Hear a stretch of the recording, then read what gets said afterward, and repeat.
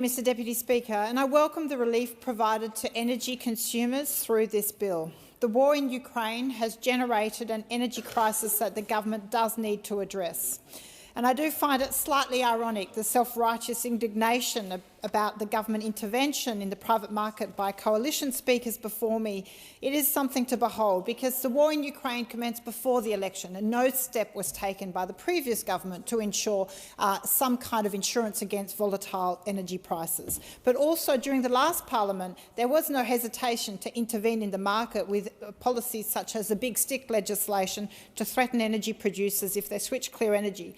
So, I think what's really important to remember also is we have an energy crisis that is also the result of 10 years of failure to accelerate a transition to renewable energy. Previous coalition governments did everything they could to put a handbrake on Australia's transition, and we are paying the price.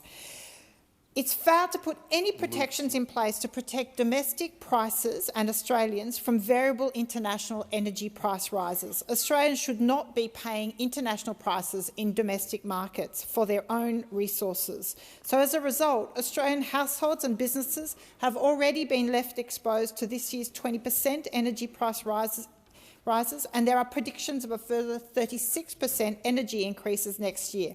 So I do support for the government to intervene. What the bill does, it will cap gas prices to $12 a gigajoule in the domestic market for new gas contracts for the next 12 months.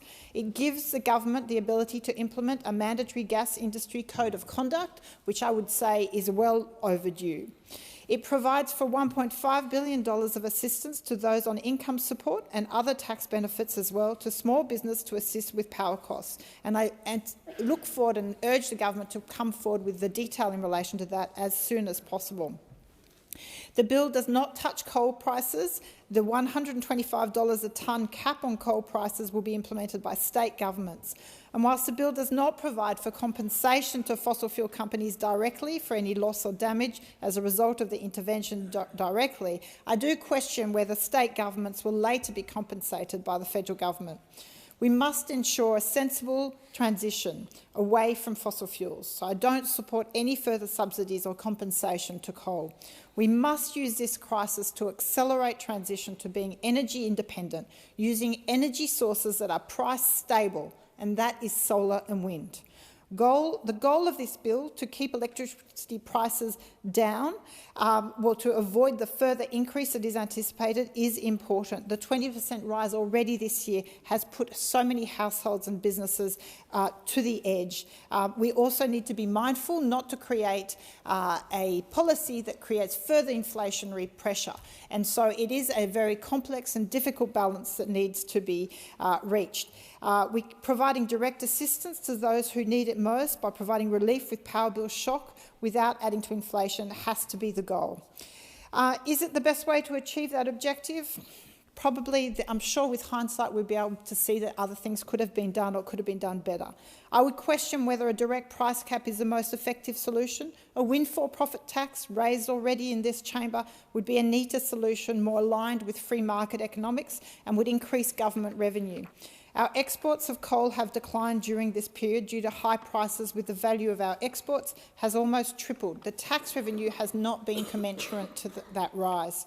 Many other countries, including the UK, have imposed windfall profit taxes on fossil fuel exports at this time. Australia should follow suit and get the compensation we deserve from our resources to assist with the transition away from fossil fuels.